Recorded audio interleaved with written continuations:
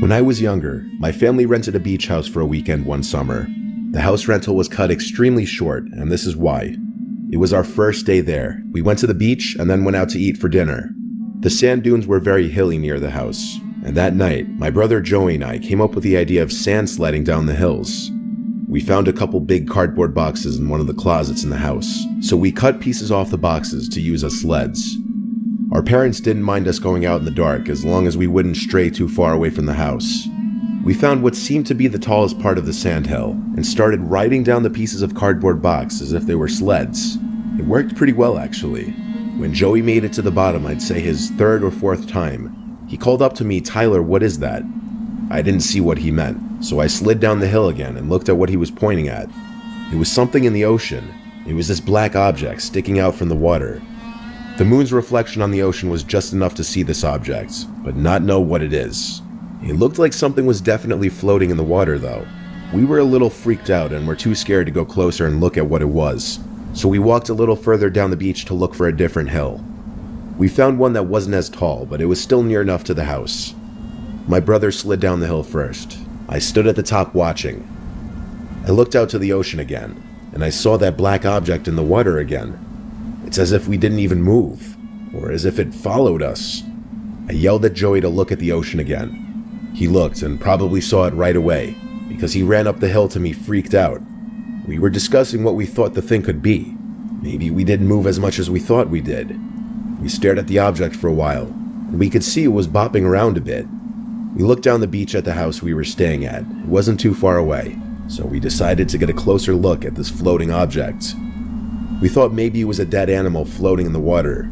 We couldn't have been more wrong. As we got maybe halfway to the water, the black object floating around bopping in the water started to rise, and we realized it wasn't floating at all. A person's body was revealed as they stood up at a towering height, arms now flat at their sides. It was a person's head this whole time. We ran to the house and slammed the door behind us, yelling to our parents. Our parents seemed confident that there was no threat from someone going for a night swim though, even after we said they were following us in the water. Our dad went out to the backyard deck with the lights on and looked around the beach, and when he didn't see anyone, he told us we had nothing to worry about. It wasn't until later that night that we heard our mom scream from the living room as Joey and I were in the room we were sharing. We jumped out of our beds to rush outside and see what it was. As we entered the living room, our dad yelled at us to go back to our room, but we didn't listen right away.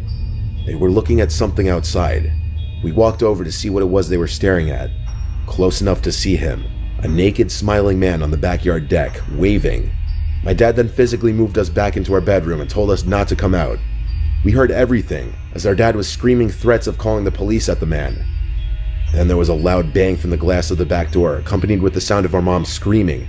Our dad yelled at our mom to go stay with the kids. She came into the room and tried to comfort us, while we heard our dad calling 911, all while hearing periodic bangs on the glass.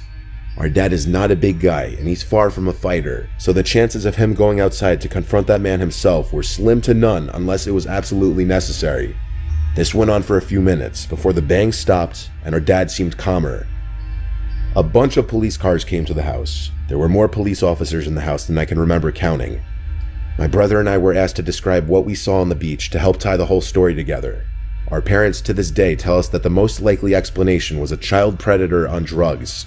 It was a very sick and disturbing thing for our entire family to go through.